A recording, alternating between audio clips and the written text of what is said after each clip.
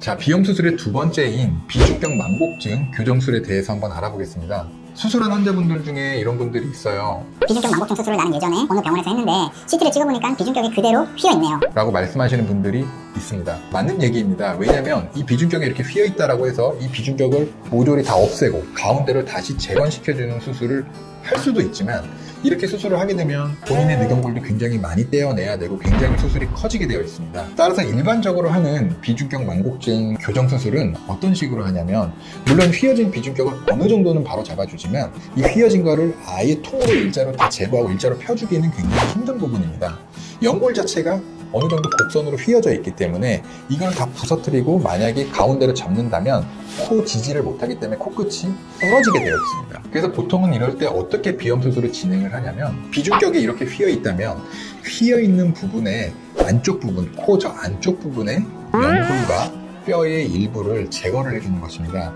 비중격이 조금 휘어 있다 하더라도 우리가 숨을 쉬는 이 콧구멍 쪽은 보통 공간이 넓기 때문에 숨을 들이마실 수가 있습니다. 만약에 이 콧구멍 시작 지점부터 코가 막혀서 숨을 들이마실 수 없다면 이건 정말 심각한 경우이기 때문에 완전히 재건을 해야겠죠.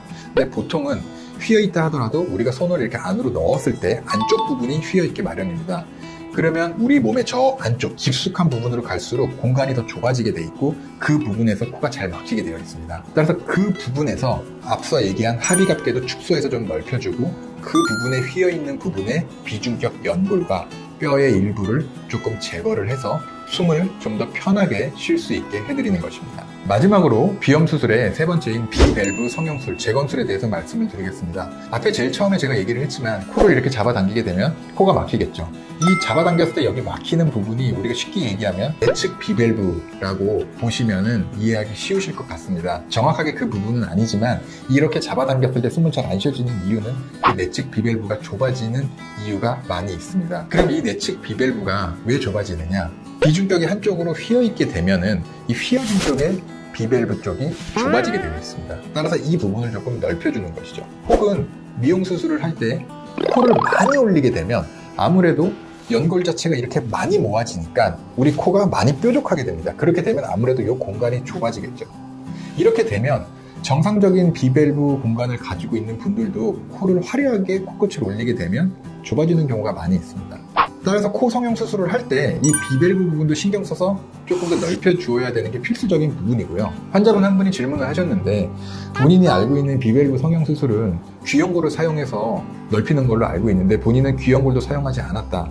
그런데 비밸브 성형 수술을 한 게 맞느냐라고 질문을 하신 분도 있습니다. 비밸브 성형 수술은 귀연골을 사용해서 할 수도 있지만 꼭 그런 것이 아닙니다. 비밸브를 넓히는 방법은 크게 두세 가지 정도로 나눠지고 있고요. 가장 많이 하는 방법은 두 가지로 알고 있습니다.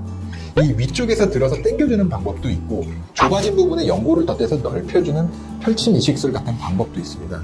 따라서 이거는 환자의 상태와 수술하시는 원장님의 성향에 따라서 수술 방법이 달라지게 됩니다. 펼침 이식술로 이 비밸브 연장을 할 때에는 귀연골보다는 두꺼운 비중격 연골 혹은 늑연골을 사용하는 것이 훨씬 더 효과적입니다. 귀연골을 사용하지 않았다라고 해서 비밸브 성형 수술을 하지 않았다라는 것은 말이 안 됩니다. 저 같은 경우는 보통 연골이 있는 경우는 비중격 연골을 사용하고, 비중격 연골이 없는 재수술 같은 경우에는 늑연골을 사용을 해서 비밸브 성형 수술을 같이 시행을 하고 있습니다. 자, 오늘은 우리가 코 미용 수술을 할 때 왜 비염코, 기능코 수술을 같이 해야 되는지에 대해서 알아보았습니다. 미용코 수술을 잘못하게 되면은 없었던 코막힘 증상이 생길 수도 있습니다. 물론 이것을 잘 고려해서 우리 의사들이 최대한 안 막히게 수술을 하겠지만, 아무래도 좀 더 코를 오똑하게 많이 높이다 보면 코 안의 공간이 좁아질 수밖에 없는 상황이 생기고, 이럴 때는 코막힘 증상이 잘 발생할 수밖에 없습니다. 결론적으로 우리가 미용코 수술을 할 때는, 특히 코를 좀 많이 화려하게 높일 때는 수술 후에 코가 막힐 확률이 굉장히 높아질 수 있습니다. 따라서 수술 전에 CT 혹은 내시경 등을 통해서 본인의 코 안의 상태를 잘 확인한 후에 비용코 수술을 같이 진행을 할 것인지, 아니면 단순하게 미용코 수술만으로 잘 해결이 될 것인지 판단한 후에 수술을 진행해야 되겠습니다. 감사합니다.